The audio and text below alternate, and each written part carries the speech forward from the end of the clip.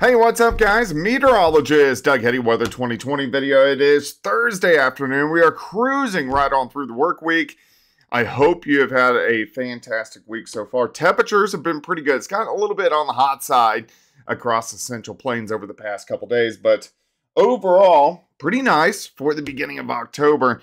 But we could use some rain. That is definitely a need across the region. First off, huge shout out to my boy Superior Roofing and Construction, a four-state premier roofing contractor. They're family owned. They're local, 7th and High Street. Give Cole, Evan, or Carlos a call if you have roofing needs. They will get you hooked up. Make sure you mention that you heard about them from me. All right, guys, so it's October, the cycling weather pattern. This is something that Gary Lezak and I and team have been working on for decades now. I found this back in the late 90s, so in college, and this is something that, and Gary found it in the late 80s, so this is something that we've been really working on pretty hard for the past 20 years or so. Now, the new cycling weather pattern, the LRC sets up right now. So we're going into a new pattern. We're about 60% new, 70% new. Let's say 70% new, 30% old. Now, that's a little bit scary for me because it's so dry across the region. I'm hoping that we get into a better pattern. However, even though we are mainly on the new part of the pattern, let's say 70%, 30% old, we're still seeing effects from the old pattern. I think that's why our drought tracker is so bad. I do think we'll start to get into more rainy regimes as we go through the next couple weeks, especially by the middle of the month. But with a weak La Nina to neutral phase, we may still fight the drought as we go through the next year, which I know that is not something that you want to hear, but it will definitely get wetter than what it's been over the past month. All right, so let's look at our drought tracker. Brand new, comes out every Thursday.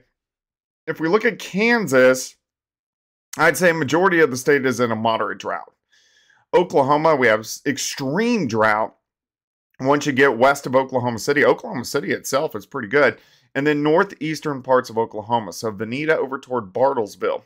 Arkansas looks better. Missouri's kind of half and half. But southwest Missouri, Joplin to Bentonville to Miami to Chanute, all under a severe to extreme drought. So we need the rain across the region. Unfortunately, we still don't really have any in the immediate near future, but things will change over the next week or two. All right, so we got some tropical moisture down across the Gulf of Mexico. We've been watching to see if anything will develop. Doesn't really look like anything's getting going, but look at the lower 48. There ain't squat going on across the entire region, which stinks, but I mean, what do we do? Look at Kansas, Oklahoma, Arkansas, and Missouri, all looking pretty good. Now, here are the upper level winds. So I want to track to the north here. So let's go over toward Alaska. So you see how the wind barbs here kind of dip in the Gulf of Alaska. That's our jet stream. Notice how it goes up into southern Canada, back down through the Great Lakes, and then right up through southern Canada. This is an interesting feature that I really want to watch as we get into the winter months. Remember, I said 70% of this pattern is new. And this is a classic setup to get a nice big polar vortex as we go into the winter. We've had at least one polar vortex each year over the past 4 years. These are the ones that give you those massive Arctic outbreaks. So that's a feature I'm watching with the new pattern. But we need to get this jet stream farther south. We got to get some rain into the region. Let's go down the road as we... Hang on, I got to plug in my computer. It just said, hey, your battery is low. Let's go down the road. Let's take a look at what is going to happen as we go through the next week. Notice where the jet stream is. Again, it's across the northern parts of the country into southern Canada. Now, we get a little ripple that comes through the Great Lakes. So this is on Sunday. This will drag a cold front through the Central Plains and cool us back down as we head into early next week. However, high pressure remains in charge across the Rockies. Now, there's a couple little waves that rotate around the high. May give Kansas, Oklahoma, Arkansas, Missouri, and the Central Plains maybe a little rain Tuesday, maybe a little rain late next week as we get another wave that rotates through. But it's after this. This is when I really start to see the changes. See these storm systems pulling out into the western third of the country. This is when things will start to change. So just hang on a little bit longer, and I promise, I hope, I promise. I promise, hope, fingers crossed that it gets better.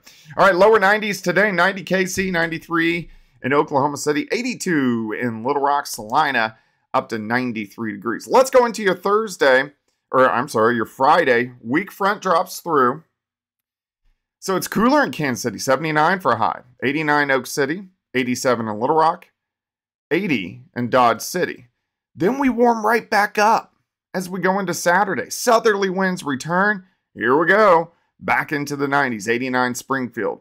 Fort Smith, 89. Dodge City, 94. St. Louis, 84 degrees. Here comes that next little front moving in on Sunday. This will cool us back down as we go into Sunday and Monday. So again, guys, fingers crossed. Let's hope that we can get something in here as we go through the next few days. I did get a weather question. I need to start doing weather questions again. When is our average first frost? It's here in about a week. I don't think we're going to have it. It's going to be after that, but usually mid to late October, we've definitely had a frost by then, but of course, something we'll keep our eyes on. All right, guys, any questions, comments, leave it in the comment section below. We'll chat soon.